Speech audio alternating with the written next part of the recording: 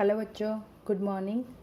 पिछली कक्षा में हमने पार्ट 3 डीजी भारतम के बारे में पढ़ा, ठीक है ना। और इसमें हमने कंप्यूटर व उसके उपयोग के बारे में जाना कि किस प्रकार आज हम मोबाइल के द्वारा, ठीक है ना, मोबाइल भी एक मिनी कंप्यूटर ही है, तो किस प्रकार आज हम मोबाइल के द्वारा हम कितने ही काम कर सकते हैं। ठीक है, आज हम इसके प्रश्न उत्तर करेंगे। तो पहला प्रश्न है, अधोलिखितानां प्रश्नानां उत्तराणि एक पदेन लिखत। ठीक है ना, आगे लिखे हुए जो प्रश्न है इनके उत्तर एक शब्द में देने हैं। ठीक है, तो पहला है, कुत्र डिजिटल इंडिया इतस्य चर्चा भवति। ठीक है, तो डिजिटल इंडिया की चर्चा कहाँ होती है। ठीक है, तो कहाँ हो रही है, संपूर्ण विश्व। ठीक है, क्या है इसका उत्तर, संपूर्ण विश्व। ठीक है, फिर दूसरा प्रश्न है, केन सह मानवस्य आवश्यकता परिवर्तते। किसके साथ मानव की आवश्यकता भी बदलती जाती है, तो किसके साथ, काल परिवर्तनेन सह। ठीक है, इसका उत्तर क्या है, काल परिवर्तनेन सह, यानी कि समय के बदलने के साथ। फिर है तीसरा प्रश्न, आपणे वस्तुनां क्रय समये केशाम अनिवार्यता न भविष्यति। ठीक है, बाजार में आपने किसको बोला है, बाजार में। ठीक है, तो बाजार में वस्तुओं की खरीदारी के समय किसकी अनिवार्यता नहीं होगी भविष्य में। ठीक है, आगे आने वाले समय में हमारे पास कौन सी चीज होना आवश्यक नहीं है, तो उत्तर है रुपये का नाम। ठीक है ना, रुपयों की। आने वाले समय में बाजार में जब हम कोई भी चीज खरीदने जाएंगे तो हमारी जेब में रुपयों का होना आवश्यक नहीं है। क्यों नहीं है, क्योंकि एक कार्ड से ही हम लेन देन का काम कर सकते हैं। फिर चौथा प्रश्न है, कस्मिन उद्योगे वृक्षाः उपयुज्यन्ते। ठीक है, तो किस उद्योग में वृक्ष का उपयोग किया जाता है, तो उत्तर है कर्गदोद्योगे। ठीक है ना, कागज के उद्योग में। फिर पांचवा प्रश्न है, अद्य सर्वाणि कार्याणि केन साधितानि भवन्ति। ठीक है, आज सारे काम किसके द्वारा संपन्न हो रहे हैं, किसके द्वारा हो रहे हैं, तो कंप्यूटर द्वारा हो रहे हैं, तो उत्तर क्या होगा, संगणक नामकेन यंत्रेण। ठीक है, संगणक नामकेन यंत्रेण। तो ये एक शब्द में उत्तर देने हैं। ठीक है, और प्रश्न सारे ये लिखे हैं और इनके उत्तर यहाँ पर लिखे।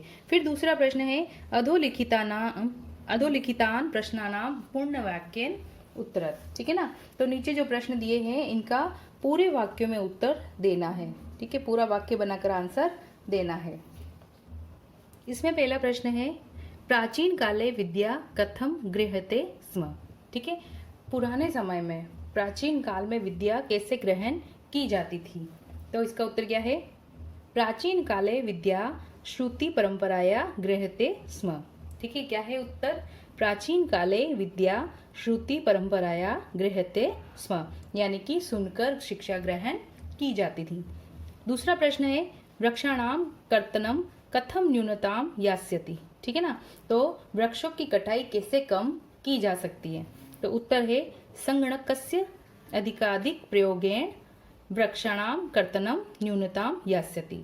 ठीक है ना, कंप्यूटर के अधिक से अधिक प्रयोग से वृक्षों की कटाई कम हो सकती है, क्योंकि जब कंप्यूटर का अधिक से अधिक प्रयोग किया जाने लगेगा तो लिखने के लिए, पढ़ने के लिए कागज की आवश्यकता नहीं रहेगी, और जब कागज की आवश्यकता नहीं रहेगी तो वैसे ही पेड़ों की कटाई कम हो जाएगी।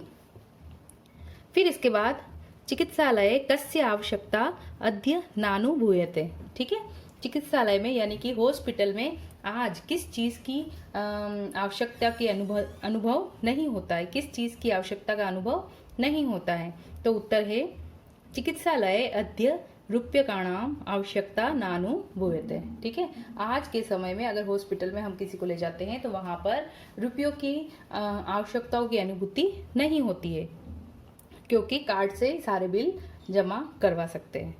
फिर इसके बाद चौथा प्रश्न है, वयम कस्याम दिशि अग्रे सरामः। ठीक है, हम किस दिशा में आगे की ओर बढ़ रहे हैं, तो उत्तर क्या है, वयम डीजी भारतम इति अस्याम दिशि अग्रे सरामः। ठीक है, हम सब डिजिटल इंडिया की दिशा में आगे की ओर बढ़ रहे हैं। फिर इसके बाद अंतिम प्रश्न है, वस्त्र पुटके केशाम आवश्यकता न भविष्यति। ठीक है। जेब में किस चीज की आवश्यकता की नहीं रहेगी? तो वस्त्रपूट के रूप्यकाणाम आवश्यकता न भविष्यति। ठीक है, तो जेब में रुपयों की आवश्यकता नहीं होगी, उसकी जगह कौन ले लेगा? एक कार्ड ले लेगा। ठीक है, तो ये जो प्रश्न है इनके ये सभी आंसर पूर्ण वाक्य में देने हैं, पूरे वाक्य में लिखने हैं आपको। फिर इसके बाद तीसरा प्रश्न है रेखांकित पदान्यधिकृत्य प्रश्न निर्माणम कुरुत। ठीक है, पीछे जो प्रश्न ये वाक्य लिखे हैं उनके बीच में एक रेखांकित पद है जिसके नीचे रेखा खींची हुई है, तो उससे हमको प्रश्नों का निर्माण करना है। तो इसमें पहला वाक्य है भोजपत्रोपरि लेखनम आरब्धम। ठीक है ना, भोजपत्र पर लेखन का कार्य आरंभ हुआ। ठीक है ना, भोजपत्र पर लिखना शुरू हुआ। तो लेखनम, तो शब्द क्या है? लेखनम। तो हमें प्रश्न क्या बनाना है? भोजपत्र पर किसका कार्य आरंभ हुआ? तो इसका उत्तर क्या होगा? भोजपत्रोपरि किम आरभत। ठीक है ना, भोजपत्र पर क्या आरंभ हुआ? तो पहले का उत्तर क्या आएगा? किम। ठीक है, पूरे वाक्य में उत्तर देना है कि भोजपत्रोपरि किम आरभत। ठीक है, आरबद्धम, यानी कि इस तरीके से आपको आंसर लिखना है। फिर लेखनार्थम कर्गदस्य आवश्यकतायाः अनुभूतिः न भविष्यति। तो लिखने के लिए कागज की आवश्यकताओं की अनुभूति नहीं होगी। तो यहाँ पर क्या है? अंडरलाइन किया हुआ है कर्गदस्य। ठीक है, तो कागज की आवश्यकता की अनुभूति नहीं होगी। तो लिखने के लिए प्रश्न क्या बनेगा? फिर इसके लिए लिखने के लिए किसकी आवश्यकता की अनुभूति नहीं होगी? तो प्रश्न क्या बनेगा? लेखनार्थम कस्य आवश्यकतायाः अनुभूतिः न भविष्यति। ठीक है, कर्गदस्य की जगह क्या लगेगा? कस्य। ठीक है, इस तरीके से आपको प्रश्न निर्माण करना है। फिर तीसरा प्रश्न है विश्राम गृहेषु कक्षम सुनिश्चितम भवेत्। ठीक है, विश्राम गृहों में कमरा सुनिश्चित अगर करना हो तो हम क्या कर सकते हैं? ये भी हम कार्ड के द्वारा कर सकते हैं। तो इसमें अंडरलाइन क्या किया हुआ है? विश्राम गृहेषु। ठीक है, विश्राम गृहों में कमरा सुनिश्चित कर सकते हैं। तो प्रश्न क्या बनेगा कि किसमें कमरा सुनिश्चित कर सकते हैं? तो बनेगा क्या प्रश्न? केषु कक्षम सुनिश्चितम भवेत्। ठीक है, केषु कक्षम सुनिश्चितम भवेत्, यानी कि विश्राम गृहेषु है तो इसकी जगह केषु आ जाएगा। फिर सर्वाणि पत्राणि चल दूरभाष यंत्रे सुरक्षितानि भवन्ति। ठीक है, सभी जो पत्र है यानी कि टिकट है वो मोबाइल में सुरक्षित होते हैं। तो इसमें अंडरलाइन क्या किया गया है? चल दूरभाष यंत्र। तो इसमें क्या प्रश्न क्या बनेगा कि सभी पत्र किसमें सुरक्षित रखे जा सकते हैं? तो प्रश्न बनेगा सर्वाणि पत्राणि कस्मिन् सुरक्षितानि भवन्ति। ठीक है, सर्वाणि पत्राणि कस्मिन्। ठीक है, चल दूरभाष यंत्र की जगह क्या आ जाएगा? कस्मिन्। फिर उसके बाद अंतिम प्रश्न है, तो प्रश्न है वयम उपचारार्थम चिकित्सालयम गच्छाम। ठीक है, हम उपचार के लिए चिकित्सालय जाते हैं। तो प्रश्न क्या बनेगा? वयम किमर्थम चिकित्सालयम गच्छाम। ठीक है, हम किसके लिए चिकित्सालय जाते हैं? हम चिकित्सालय क्यों जाते हैं? तो क्या बन जाएगा प्रश्न इसका? इसमें उपचारार्थम को हटाकर इसकी जगह प्रश्न में क्या लगेगा? किमर्थम। ठीक है, तो इस तरीके से आपको ये उत्तर में प्रश्नों का निर्माण करना है। फिर चौथा प्रश्न है उदाहरण मनुश्रुत्य विशेषण विशेष्य मेलनम कुरुत। ठीक है, तो उदाहरण में जैसे दिया गया है उसी तरह विशेषण व विशेष्य शब्दों का मेल करना है। ठीक है, इनका मेल करना है, सही मिलान करना है। तो विशेषण शब्द क्या होते हैं? जो संज्ञा की विशेषता बताते हैं। और विशेष्य क्या होते हैं? जिस चीज की विशेषता बताई जा रही है, यानी कि वे संज्ञा शब्द जिनकी विशेषता बताई जा रही है। तो जैसे यहाँ उदाहरण दिया है संपूर्ण, तो इसका क्या होगा? भारते। ठीक है ना, तो संपूर्ण भारते यानी कि पूरे भारत में, संपूर्ण भारत में। अब इनको मिलान करना है तो सबसे पहले है मौखिकम। ठीक है, तो मौखिकम में क्या आएगा? ज्ञानम ही आएगा। ठीक है, क ही आएगा, मौखिकम ज्ञानम। ठीक है, फिर उसके बाद मनोगताः। ठीक है, तो मनोगताः, तो मनोगताः के साथ क्या जुड़ेगा? कार्याणि। ठीक है, मनोगताः कार्याणि, ये विशेषण शब्द है मनोगताः, तो ये विशेष्य क्या है?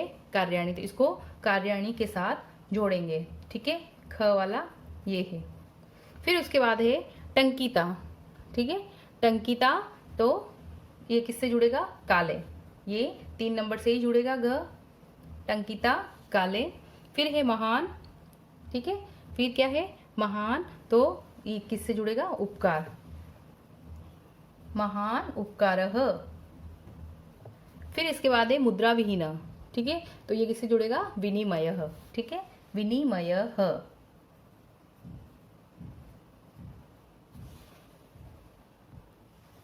तो ये सही मिलान करके लिखना है, ठीक है। ये इधर उत्तर में लिखे हुए हैं, मौखिकम ज्ञानम मनोगतः कार्याणि टंकिता काले महान उपकारः मुद्रा विहीनः विनिमयः, ठीक है। फिर इसके बाद अगला प्रश्न है अधोलिखित पदयोः संधि कृत्वा लिखित, ठीक है। नीचे जो ये विच्छेद दिया हुआ है, संधि विच्छेद करके शब्दों को लिखा गया है, उसको संधि करके लिखना है, ठीक है, उनको जोड़कर लिखना है। तो पहला है पदस्य प्लस अस्य, ठीक है, पदस्य प्लस अस्य। तो इसमें ये इन दोनों की संधि करनी है, और संधि करने पर शब्द क्या बनेगा? पदस्या अस्य, ठीक है। यहाँ पर य के साथ आ की मात्रा लग जाएगी और ये अ का लोप हो जाएगा, ठीक है। तो क्या बनेगा शब्द? पदस्यास्य। फिर उसके बाद है ताल पत्र प्लस ऊपरी, तो इसका क्या बन जाएगा? ताल पत्रो परी, ठीक है। पत्रो, यहाँ पर त्र के ऊपर ओ की मात्रा लग जाएगी और ऊ का लोप हो जाएगा, ठीक है ना, ऊ हट जाएगा, तो क्या बनेगा शब्द? ताल पत्रो परी। फिर है च अतिष्ठत, तो इसमें भी अ का लोप हो जाएगा और क्या बन जाएगा? चा तिष्ठत, ठीक है, च में आ की मात्रा लग जाएगी, अ हट जाएगा, तो शब्द बन जाएगा चा तिष्ठत, ठीक है, क्या बन जाएगा? चा तिष्ठत। फिर उसके बाद है करगत उद्योगे, ठीक है, तो इसमें ऊ जो स्वर है ये हट जाएगा और शब्द क्या बन जाएगा? करगदो द्योगे, ठीक है, करगदो द्योगे, यानी कि द में ओ की मात्रा लग जाएगी और ऊ हट जाएगा, तो ये शब्द बन जाएगा करगदो द्योगे। फिर है क्रय अर्थम, ठीक है, क्रय प्लस अर्थम, इसमें भी अ का लोप हो जाएगा, अ हट जाएगा और य के साथ आ की मात्रा लग जाएगी, क्योंकि अ प्लस अ, य जब हम बोल रहे हैं तो इसमें अ का स्वर आ रहा है, तो अ प्लस अ, ठीक है, क्या बन जाएगा? आ बन जाएगा, तो ये क्या बन जाएगा? क्रियार्थम, ठीक है, क्रियार्थम, य के साथ आ की मात्रा लग के क्रियार्थम बन जाएगा। फिर इसके बाद है इति प्लस अनयोः, ठीक है, इति प्लस अनयोः, तो इसका संधि होगा तो इसमें क्या बनेगा? इत्यन्यो, ठीक है, न आधा हो जाएगा और त इति का जो ई की मात्रा है वो हट जाएगी, त भी आधा हो जाएगा, ठीक है, और इसके पीछे ई की मात्रा के पीछे अ है, तो ये यण संधि का उदाहरण है। तो इसमें यण संधि का उदाहरण है, तो इसमें जो है त आधा हो जाएगा और फिर इसमें अ का लोप हो जाएगा और इसके स्थान पर य आ जाएगा, ठीक है। जब हम संधि पढ़ेंगे तो मैं इसको आपको डिटेल में समझाऊंगी यण संधि को। तो इसका क्या बनेगा संधि होने के पर? इत्यन्यो, ठीक है, इत्यन्यो, यानी कि त भी आधा हो जाएगा और न भी आधा हो जाएगा, इत्यन्योः। फिर है उपचार प्लस अर्थम, दोनों में अ का स्वर आ रहा है, उपचार प्लस अर्थम, तो इसका क्या हो जाएगा? उपचारार्थम, ठीक है, आ की मात्रा लग जाएगी, अ हट जाएगा, उपचारार्थम, ठीक है। तो इस तरीके से आपको इन शब्दों की संधि करके लिखना है। फिर अगला प्रश्न है उदाहरण मनुसृत्य अधोलिखितेन पदेन लघु वाक्य निर्माणम कुरुत, ठीक है। नीचे जो ये शब्द दिए गए हैं, पद दिए गए हैं, इनसे वाक्य बनाने हैं, वाक्यों का निर्माण करना है। जैसे जिज्ञासा, मम मनसि वैज्ञानिकानां विषये जिज्ञासा अस्ति, ठीक है, तो इस तरीके से वाक्य बनाना है। फिर है आवश्यकता, तो आवश्यकता, सामग्री, पर्यावरण, सुरक्षा और विश्राम गृह, इन शब्दों से आपको वाक्य बनाना है। तो पहला है वाक्य आवश्यकता, तो इससे क्या वाक्य बनेगा? चिकित्सालय रूप्यकाणाम आवश्यकता अद्य नानुभूयते, ठीक है। फिर उसके बाद दूसरा है सामग्री, लिखिता सामग्री, ठीक है ना, सामग्री से वाक्य बनाना है, तो लिखिता सामग्री टंकिता सती बहुकालाय सुरक्षिता अतिष्ठत, ठीक है। फिर तीसरा है पर्यावरण सुरक्षा, तो इससे क्या बनेगा? अनेन पर्यावरण सुरक्षाया याह दिशि महान उपकारो भविष्यति, ठीक है। फिर है विश्राम गृहम, तो विश्राम गृहेषु कक्षम सुनिश्चितम कर्तुम रूप्यकाणाम आवश्यकता नास्ति, ठीक है। इस तरीके से आपको वाक्य निर्माण करने हैं। फिर इसके बाद अगला प्रश्न है उदाहरणानुसार कोष्टक प्रदत्तेषु पदेषु चतुर्थी प्रयुज्य रिक्त स्थान पूर्ति कुरु। ठीक है, उदाहरण देखकर नीचे कोष्टक में दिए गए पदों से इन शब्दों से, ठीक है, और इनमें चतुर्थ विभक्ति लगाकर रिक्त स्थानों की पूर्ति करनी है। जैसे शब्द दिया है भिक्षुक और इसकी चतुर्थ विभक्ति लगाएंगे इसमें, तो ये क्या बनेगा, भिक्षुकाय। ठीक है, भिक्षुकाय धनम ददातु। फिर उसके बाद है देश पुस्तकम देहि, तो छात्र है तो छात्र में चतुर्थ विभक्ति लगाएंगे तो क्या बनेगा, छात्राय। ठीक है, क्या बनेगा, छात्राय। ठीक है, छात्राय पुस्तकम देहि। फिर इसके बाद अहम देश वस्त्राणि ददामि। ठीक है, तो निर्धन है तो क्या बन जाएगा, निर्धनाय। क्या बनेगा, निर्धनाय। तो अहम निर्धनाय वस्त्राणि ददामि। ठीक है, फिर है देश पट्टनम रोचते। ठीक है, तो इसका क्या बनेगा, लता है शब्द तो इसका लताये। ठीक है, 2 मात्राएं आ जाएगी य के ऊपर, लताये पट्टनम रोचते। फिर है रमेशः, तो रमेशः देश अलम। ठीक है, तो यहाँ पर सुरेश है तो क्या हो जाएगा, सुरेशायः। ठीक है, सुरेशायः।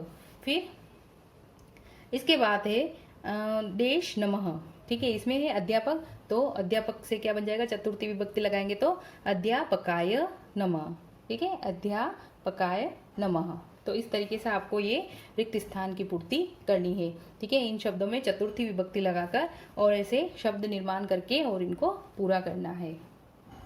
तो बच्चों, इस पाठ के ये सारे प्रश्न उत्तर मैंने आपको बता दिए हैं, ये आपको आपकी कॉपी में करने हैं। ठीक है, और इंडेक्स में आज जो पाठ दिया है आपको, उसके पाठ का नाम, आज की तारीख डाल दीजिए। ठीक है, जिस दिन आपको होमवर्क मिलता है, जिस दिन आप पाठ के प्रश्न उत्तर करने शुरू करते हैं, उस दिन की तारीख आप डेट जो है वो इंडेक्स में डालते चले जाएं। ठीक है, कल हम एक नया पाठ पढ़ेंगे।